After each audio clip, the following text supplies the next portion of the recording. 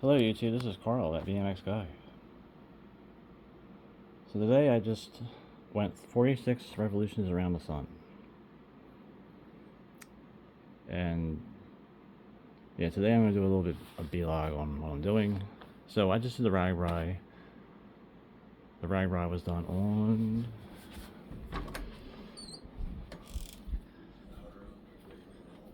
the 125R. And that thing worked fine. Still got our little, RAGBRIA bike pass on it. It didn't have any issues. I had no issues at all with the bike. I mean, nothing came loose, nothing broke, no flat tires. Generally, like a normal day for me. But since there's too much noise from televisions, we'll go back into here and we'll just listen to fans of computers instead. And so, the Carver is a bike I just showed you on it. But we're getting actually back pretty late, where the lights were definitely useful. And also the dynamo on the other bike was useful for its reasons. I was using the sine wave. It is a battery charger that hooks to the front dynamo. And that's probably something I just would have had to put on this bike. Just without a light. Because that actually saved me with the phone dying, because I was doing a lot of stories and they were always uploading, and then like the phone, the Strava things like draws a lot of power. When it can't connect to the internet, it'll just sit there just drawing endless power looking for it to upload it. So basically it just kills the battery immediately if you have no internet connection. So the dynamo, what it did is I had the dynamo on the front of the other bike, and I hooked the sine wave to it in the front box. That's not here either. This is the parents' house. But yeah, I would just have to put like a bag on the front, put the sine wave on the bike somewhere, and I would just do that. If I did it again, I probably would do the RAGBRIA again. I mean, there are goods and bads to it. But if I brought this bike, it probably would have had a little bit more, of a conversation. Because like, some people thought about the bike as like, how's he doing this, that kind of thing. But it's not as like questionable as the MS-150 is. Like the MS-150, everyone's like, "You're really doing all that?" In Iowa, they're like, "Wow, oh, that's a standard. It's made in Davenport." So it didn't seem like people really cared out there as much as they do in New Jersey. But anyway, on this bike, we have the Onyx cog, the chain. We're gonna change that before the MS-150. I'm going to try to show you that cog's wear in this video. The brake pads, I'm thinking of going back to the normal V brake pads, because they do have a little bit better braking power. But these ones are actually fine. These are the road bike pads, and they've been okay. I mean, they don't wear quicker, but they don't really stick as much. But generally, with a road bike setup, you don't want your brakes working that good. They work too good, you skid, or they're harder to not skid, put that way. And with those pads, these pads, they definitely will want to skid easier. There's a little bit more adjustment to these pads, unlike these where you can only really adjust the P-clamp, otherwise they sit straight. But yeah, we'll figure out what we're doing with that. But generally, I want to show you this cog's wear and how far it got. And yeah, let's get this bike apart. Okay, so we got the wheel off. I just hang it up in the wall thing, and I take the wheel off. This is easier. I'm trying to get it centered. So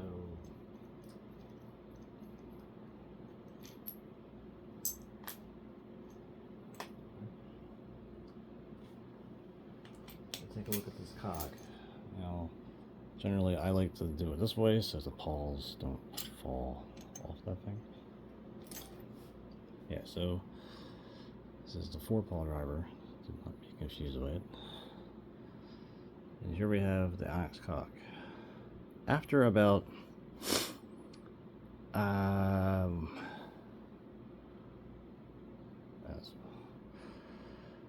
let me look at the mileage, or actually let me clean it. Alright, so that should look better, right? Anyway, you can kind of look at it. You can kind of see it. Teeth are definitely hooking a little bit the direction I'm pulling it. Like unidirectional. Like you look at this way. Kind of looks like they're the other way. So it's not really wearing that much better than the profile ones, actually. I guess it is wearing better than the profile ones, but is it worth $50? That's the thing. Can I say no? It is nice to have a stainless steel cog. But yeah, let me look at the mileage of what I did. Okay, so here we are at the Strava thing. I was looking at the training calendar. So I started using this cog April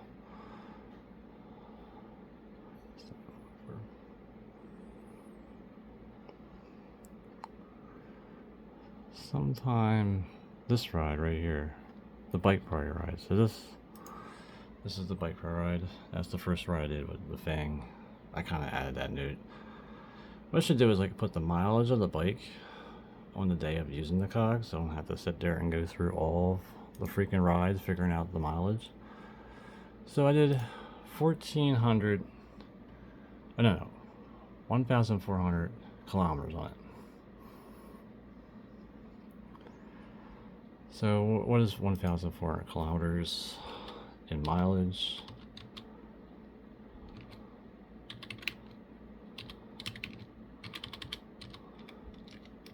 On the phone you can do it too. So that's 874 miles I put on that cog since I put it on the bike. I was generally using the bike for even like commuting. So yeah, it's not really wearing better than I hoped. I'm hoping to get like 1,000 miles out of it. So I'll just keep it on the bike until I put the new chain on for the MS150. But maybe with the black bike, I'll put it on that Shimano DX hub on there and just, you know how it's worn this way. I'll put it on that way. Use on that for the winter. I kind of want to use that more because I really do like it. So the chrome one, I got some forks for it. The chrome standard that was disheartening to replace with that one. But the chrome standard, I got these forks and a set of TNT bars actually. I'm just going to set it up with those totem wheels there and then have it set up for, you know, an almost race bike, meaning I don't race, but if I want to go to a racetrack with it, or a pump track, or ride around with a bunch of the guys that ride the race bikes around the city, I guess I'll do that. But yeah, that'll go together. Yeah, I'm going to keep this on until the next vlog video where I change the tires on that thing and the chain and this cog. I already have a cog and the chain ready for action. We have so I got this spider, and this is probably going to go on the black bike when I figure out what crank to put on it. Meaning that generally just sits there. But yeah, we got at least 2 of these Surly cogs ready for the future, and hopefully they're rounder. The only thing I don't like is how they don't seem to have a roundness. They kind of have like a cam shafting to them lately. So we'll just see how this one does.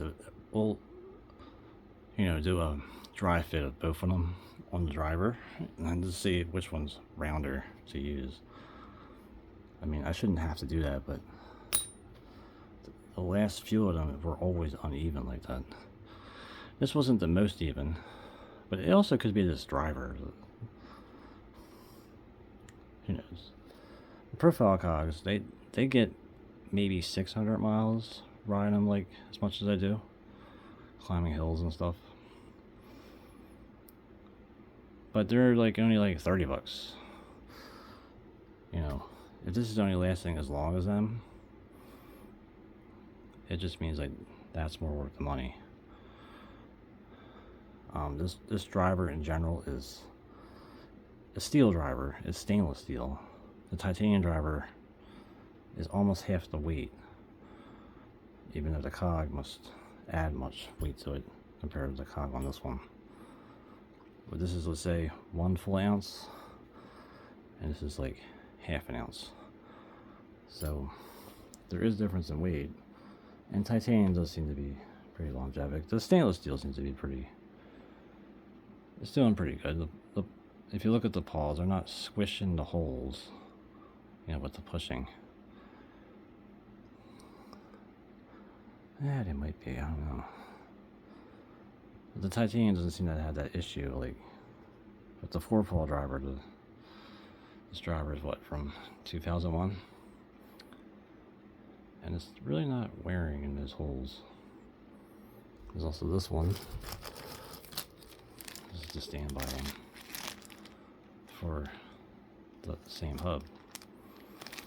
These are like definitely rounder when you chain them up with like a Surly chain ring, but you know, like I said, they don't really last long. They only last like 600 miles.